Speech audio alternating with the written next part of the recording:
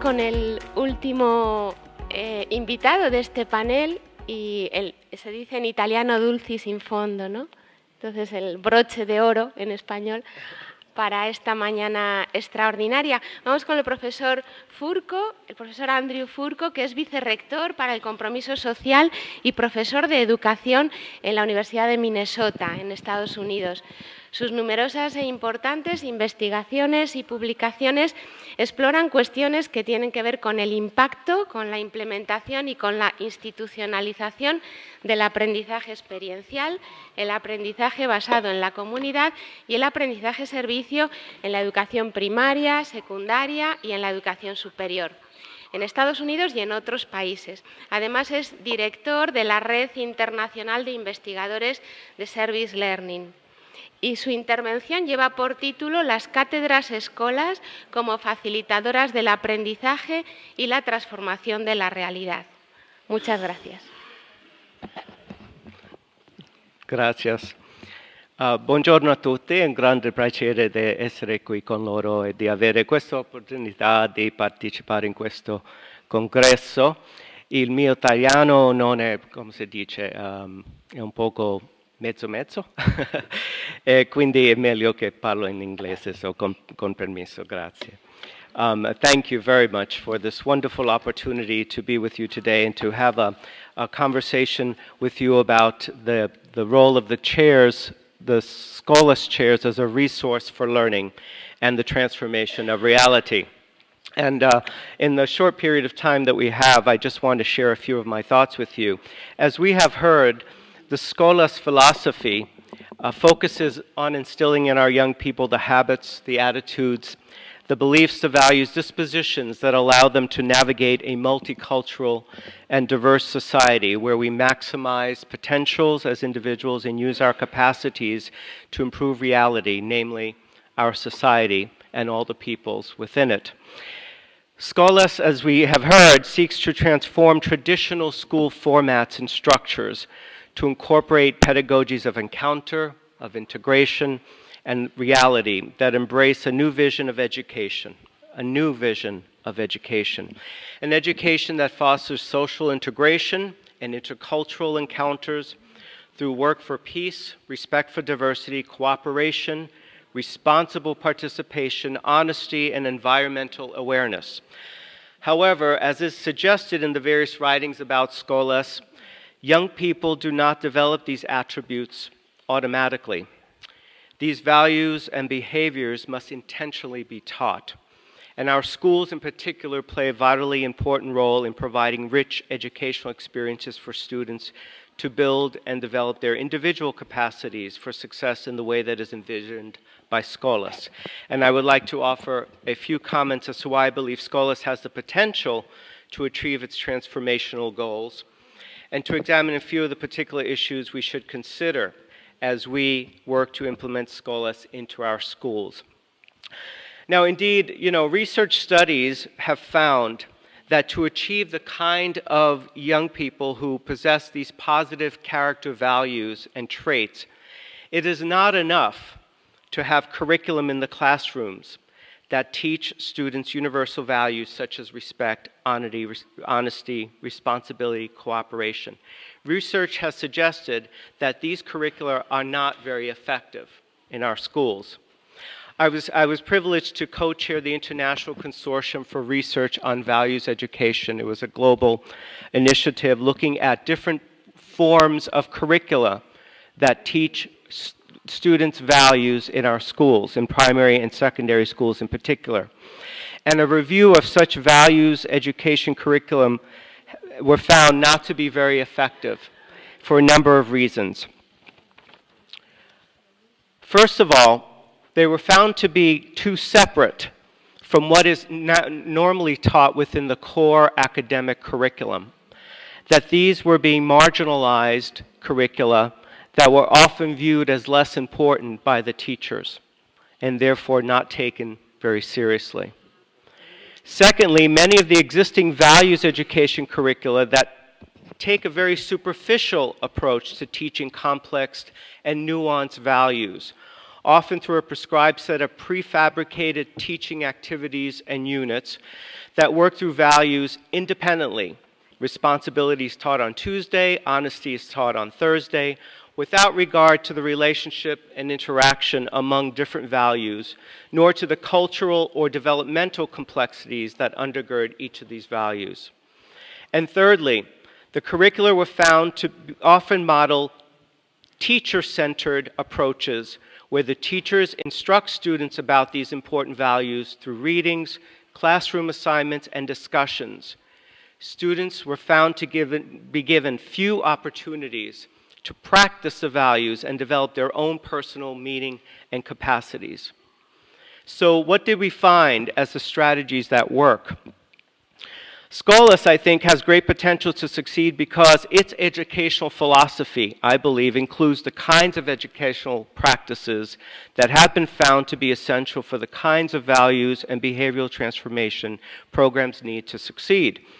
And embedded in the philosophy of Scholas are the principles and pedagogies for active student engagement that are aligned with the kinds of teaching and the learning practices that are found to be most effective. And the importance of building Scholas on pedagogies of encounter, of integration, of reality cannot be overstated. These pedagogies are, in essence, the aspects of Scholas that will help students gain in the skills and develop the values that Scholas espouses. The Organization for Economic Cooperation and Development, OECD, gathered a group of university researchers and other educational experts several years ago and did an analysis of educational practices where students learn best and achieve intended academic, personal, social, and emotional goals. So when these educational practices are in place, students achieve in these various areas more effectively across different kinds of experiences. And we have heard these before, but the real issue here is that we now have evidence to show that these are the practices that indeed make a difference. Students learn best when their boundaries are expanded, when they are asked to move outside of their comfort zone, when they're asked to experience new things, to encounter new things that are different from what they normally encounter. That education is more effective when it taps students' personal interests. The more that students are interested in what is being taught, the more that they will invest in that experience. Personalizing these experiences becomes essential and important. The evidence points to that. The evidence also points that when young people are empowered to take control of their education, to feel that they have the capacity, the knowledge, the skills to learn and to make a difference, that they can achieve the goals that we set out in our educational programs. When the instruction is constructivist, where it's not the teacher giving the students, as Professor mentioned earlier, giving the students the knowledge, but students constructing their knowledges through different kinds of experiences, through trial and error and experimentation. Those are the kinds of pedagogies where students succeed better. When learning is collaborative, where there's a social aspect of learning where students are engaged in groups and other collaborations that test their knowledge, their experience, and allow them to share their knowledge and experience with others.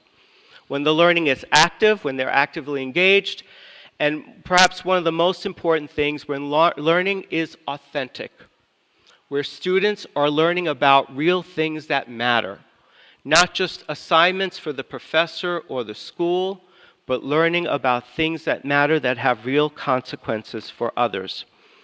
These are very important things that research has found are essential for student learning, and thus the promise of Scholas lies not only in the values it strives to develop in students, but also in its approach and how to engage students in their development.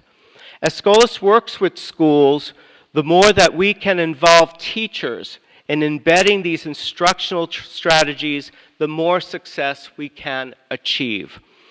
the more that students have the opportunity to confront the complexities of values through real-life experiences, the more they are to develop the habits of the head, heart, and hands that allow them to move from thinking about the values to being the values, or becoming the values, as the professor said, where they move from thinking about what honesty is to being honest, where they think about moving from what cooperation means to being cooperative. Authentic experiences rooted in reality is a key ingredient to making such programs successful. And research studies have found that the more that these authentic reality-based experiences are integrated with students' educational curriculum, with the academic curriculum, the more students achieve the intended outcomes and the more successful and sustainable the programs are. One of the most promising practices for advancing the kinds of values and habits that Scholas seeks to accomplish is through the practice of service learning. And service learning is called by many names across the globe. It appears in many different ways. Professor Fossati shared some of the service learning initiatives at his university. It's an experiential learning practice that is rooted in academic content and school-based learning through which students apply that knowledge to address important, real societal issues through active, direct engagement with communities. It is a pedagogy that now has been adopted in many countries at all levels of education. In the United States, 1/3 of all of our primary, secondary schools are engaged in service learning. At the university level, it's about 50% of our students do some kind of service learning. We see service learning growing in many parts of the world, in Asia, in Australia, in Africa. South Africa has a robust service learning initiative, and throughout Latin America and Central America. In some countries like Argentina, for example, service learning is a requirement for high school. And having observed, I would say, service learning in more than 24 countries, I would say some of the most robust, most well-developed service learning is in Latin America, in places like Argentina, and Professor Nieves Tapia, who's here, has really championed and been a leader in that regard.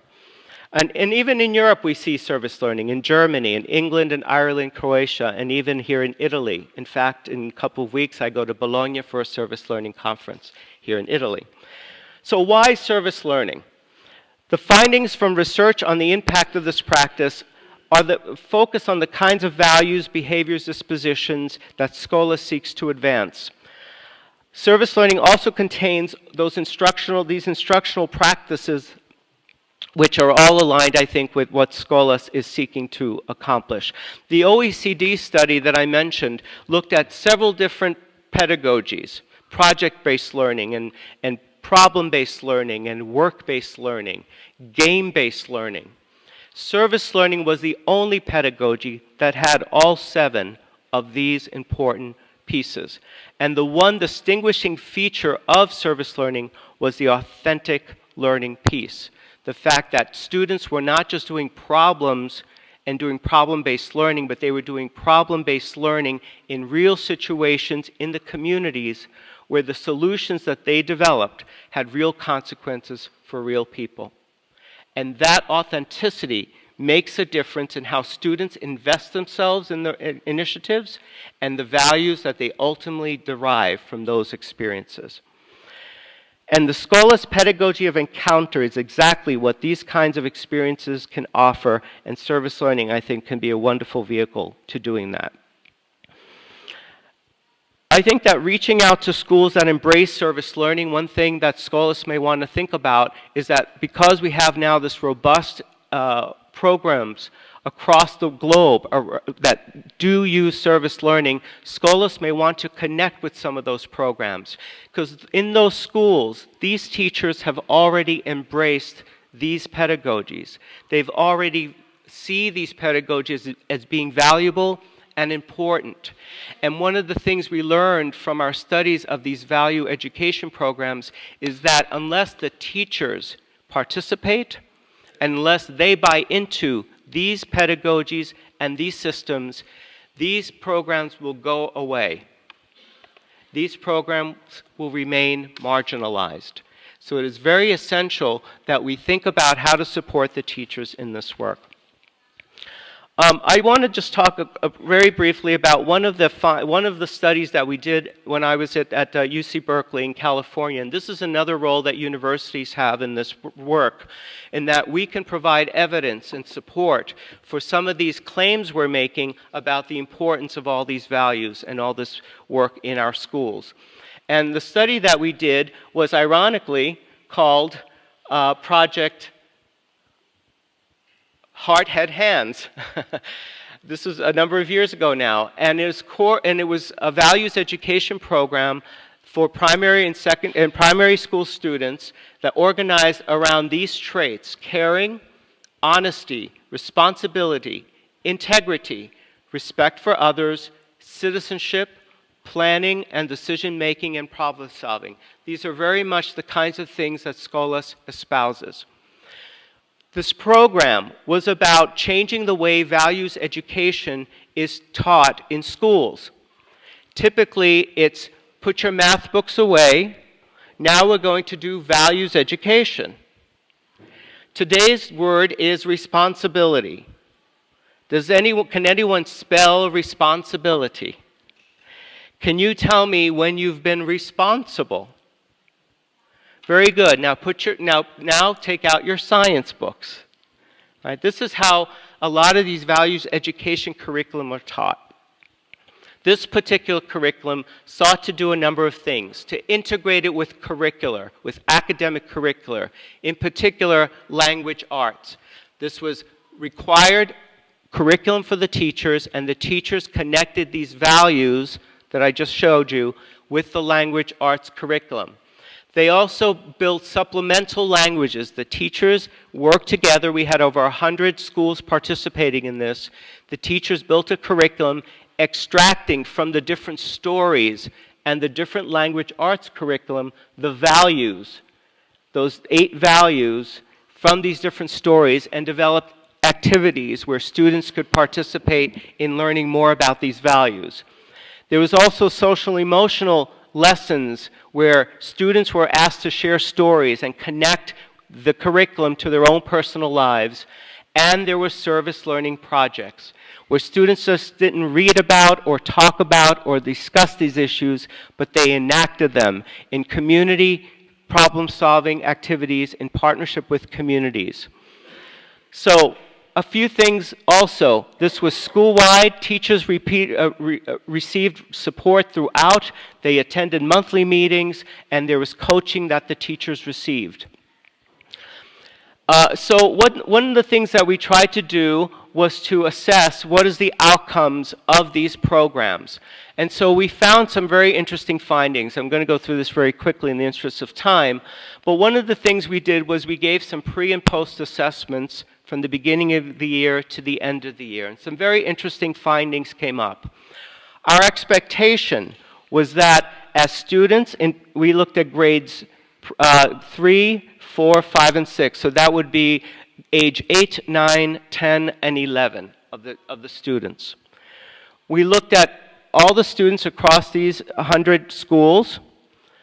There were about 10,000 students in our study.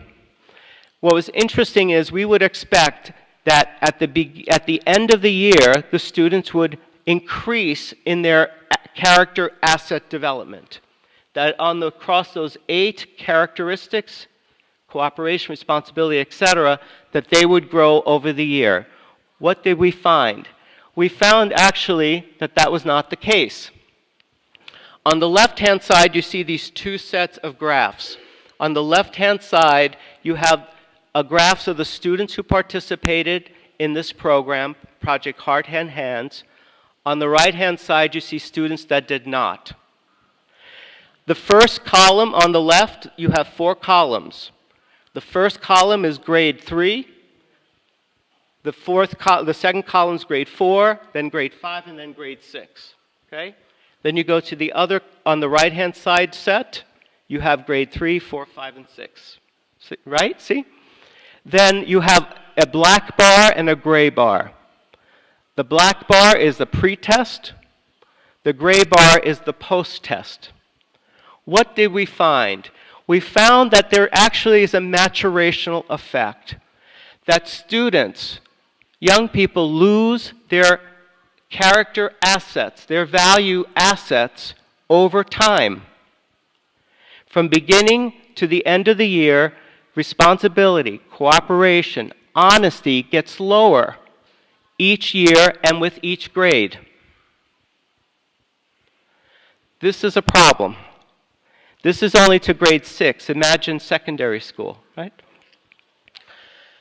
So one thing we did find, though, is that students, when they participated in this project Heart, Head, Hands, had a lower, statistically significantly lower drop in their character assets. And the one thing that we found is that third bullet here, that the changes in character assets relative to curriculum vary classroom by classroom. And what mattered was dosage. Sorry, here we go. What matters was dosage. The more students did service learning, the more that they did authentic learning and practice these values, the higher their scores were at the end, meaning they dropped less at the end of the year. Right? We've replicated this study, and we found the same results, although not as strong as the first time. Okay? This is something to really keep in mind, that it's not just about teaching these values or having lessons about the values. The students need to practice them. The final point I want to make, the Scholas philosophy, as I understand it, is not about inserting a program into an existing system, but it's about changing the system. It's about educational and social transformation. The idea of moving from inclusion to integration, from involvement to encounter, are about transforming how we deliver the educational system. We have to be careful in implementing our programs, however. Programs, especially those that have strong value components. And it's not just about implementing them, as I've demonstrated. And so we have to be careful about these things if we really are serious about transformation. For example, in values education, we tend to include values such as fairness and equality. And we believe these are good things, positive things. But just like inclusion is never enough to have a positive impact on those who need it, this is from the Scholas paper, right? Inclusion is never enough to have a positive impact on those who need it. Neither is the notion of equality. Certainly we want to be fair, we want to treat people equally, but this is often not sufficient when dealing with challenging, complex societal issues such as poverty, health crisis, other societal challenges that are a result of entrenched systemic issues. We need to keep in mind that the ultimate goal is not to ensure everyone is treated equally or fairly. That's not the final goal, ultimate goal. Rather, the ultimate goal is to ensure that everyone thrives and can achieve to his or her fullest potential. It is why Scholas suggests we need to move from a pedagogy of inclusion, which is never enough to make a positive impact, to a pedagogy of integration, which emphasizes interaction and mutual understanding. It is why we need to move from a pedagogy of involvement to a pedagogy of encounter.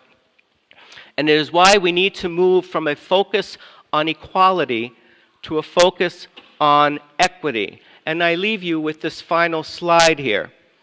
Equity that is focused not on equality and fairness, but on the ultimate outcome of ensuring that all have an opportunity to succeed and to thrive, to achieve their fullest potential. It is one thing to be fair and equal, but that is not enough to really transform our societies. This is about moving to a philosophy of equity.